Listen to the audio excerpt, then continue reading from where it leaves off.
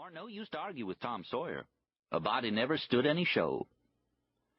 Jim, he hemmed and hawed, but all he could say was that he had somehow got the notion that Injuns was powerful ornery, but he reckoned maybe. Then Tom shut him off. You reckon maybe you've been mistaken. Well, you have. Injuns ornery? It's the most ignorant idea that ever...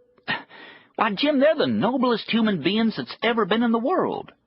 If a white man tells you a thing, do you know it's true? No, you don't, because generally it's a lie. But if an Injun tells you a thing, you can bet on it every time for the petrified fact, because you can't get an Injun to lie. He would cut his tongue out first. If you trust to a white man's honor, you better look out. But you trust to an Injun's honor, and nothing in the world can make him betray you. He would die first and be glad to. An Injun is all honor. That's what they're made of. You ask a white man to divide his property with you, will he do it?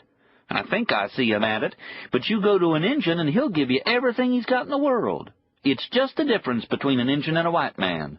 They're just all generousness and unstingeableness. And brave? Why, they ain't afraid of anything. If there was just one Injun and a whole regiment of white men against him, they wouldn't stand the least show in the world, not the least. You'd see that splendid, gigantic Injun come war-whooping down on his wild charger all over paint and feathers, waving his tomahawk and letting drive with his bow faster than anybody could count the arrows, and hitting a soldier in any part of his body he wanted to, every time, any distance. And in 2 minutes, you'd see him santering off with a wheelbarrow load of scalps and the rest of them stampeding for the United States the same as if the menagerie was after them. Death? An Injun don't care shucks for death. They prefer it. They sing when they're dying, sing their death song.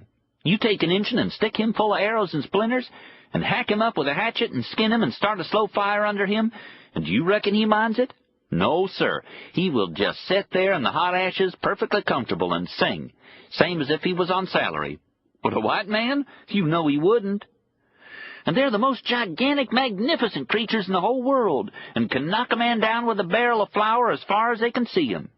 They're awful strong and fiery and eloquent, and wear beautiful blankets and war paint and moccasins, and the buckskin clothes all over beads, and go fighting and scalping every day in the year but Sundays, and have a noble good time. And they love friendly white men, and just dote on them, and can't do too much for them, and would rather die than let any harm come to them. And they think just as much of niggers as they do of anybody. And the young squaws are the most beautiful maidens that was ever in the whole world. And they love a white hunter the minute their eye falls on him. And from that minute, nothing can ever shake their love loose again, and they're always on the watch out to protect him from danger and get themselves killed in the place of him. Look at Pocahontas. And an Injun can see as far as a telescope with the naked eye, and an enemy can't slip around anywhere, even in the dark, but he knows it. And if he sees one single blade of grass bent down, it's all he wants. He knows which way to go to find the enemy that done it. And he can read all kinds of trifling little signs just the same way with his eagle eye, which you would never see at all. And if he sees a little whiff of smoke going up in the air 35 miles off, he knows in a second if it's a friend's campfire or an enemy's, just by the smell of the smoke, because they're the most giftedest people in the whole world, and the hospitablest and the happiest, and don't ever have anything to do from year's end to year's end but have a perfectly supernatural good time and piles of adventures. Amongst the Injuns, life is just simply a circus, that's what it is. Anybody that knows will tell you can't praise it too high and you can't put it too strong. Jim's eyes was shining, and so was mine, I reckon, and he was excited, and it was the same with both of us as far as that was concerned. Jim drawed a long breath and then says, "Whoosh, them's the ticket for Jim. Bust if it don't beat all how rotten ignorant a body can be about Injuns when he ain't had no chance to study 'em up.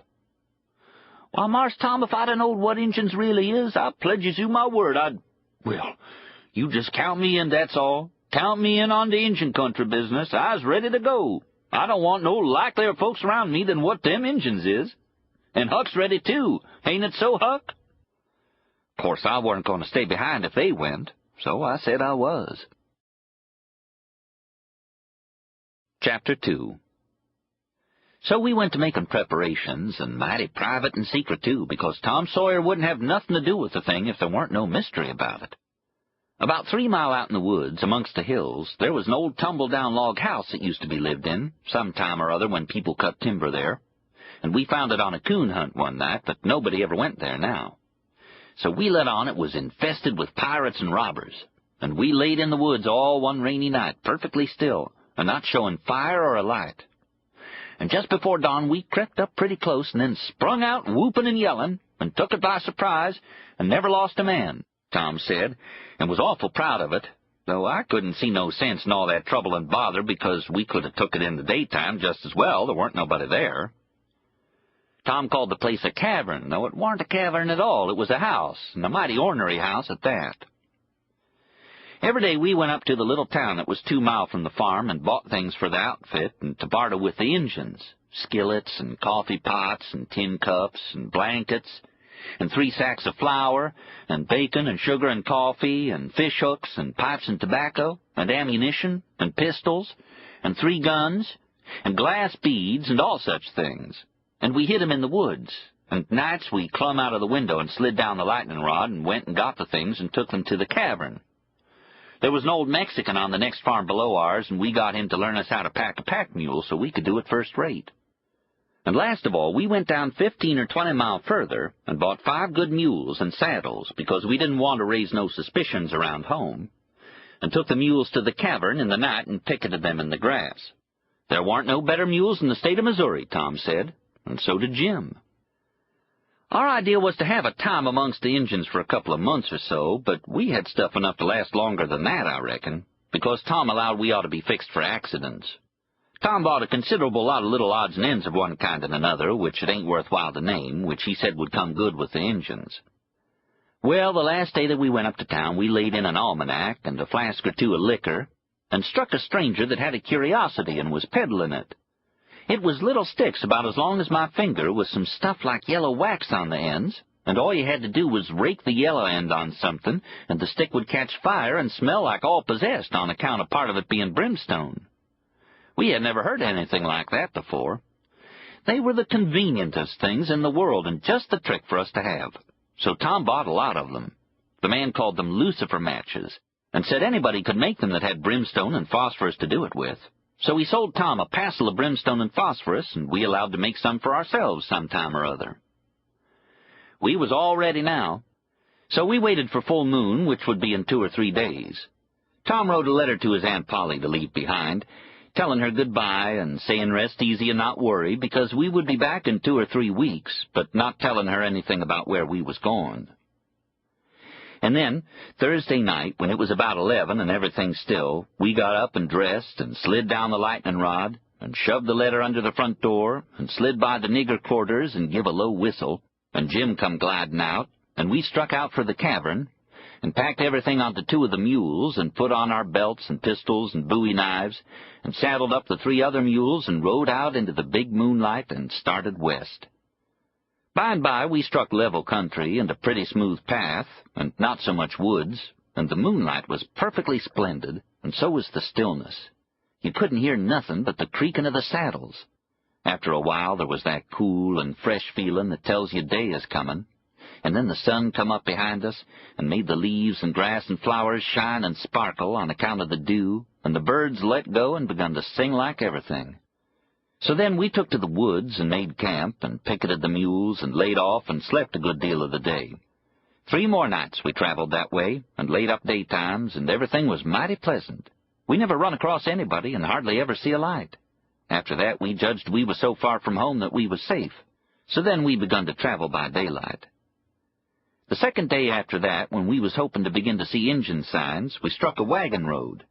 And at the same time we struck an emigrant wagon with a family aboard, and it was near sundown, and they asked us to camp with them, and we done it.